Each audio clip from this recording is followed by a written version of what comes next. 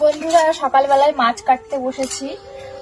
এই মাছগুলো হচ্ছে আমাদের পাড়াতেই বিক্রি করতে এসেছিলেন এক কাকু, তো মা তার কাছ থেকে রেখেছে সকালবেলায়।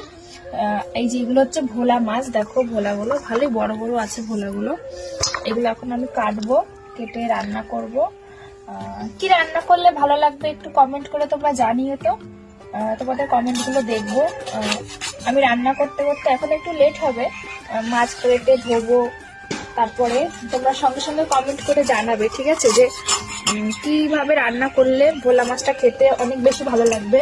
অনেক রকম ভাবে তো রান্না করা যায়, আমি তোমাদের কমেন্টগুলো দেখবো যে কোনভাবে রান্না করলে বেশি ভালো লাগবে। আমরাও ধরো খাই, বেগুন দিয়ে খাই, তারপরে সর্ষে বাটা খাই, ভোলা মাছের ঝাল খাই। তোমরা কমেন্ট করে জানাও, দেখি কে কি কমেন্ট করো।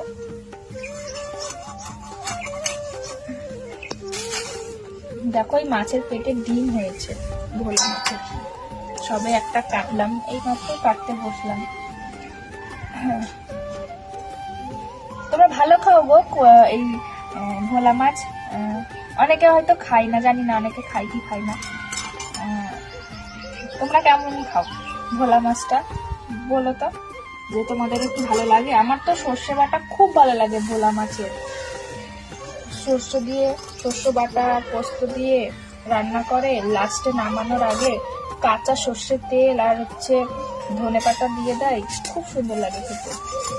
তোমরা কমেন্ট করে বলো যে তোমাদের কেমন লাগে, আর কিভাবে রান্না করবো সেটাও জানিও।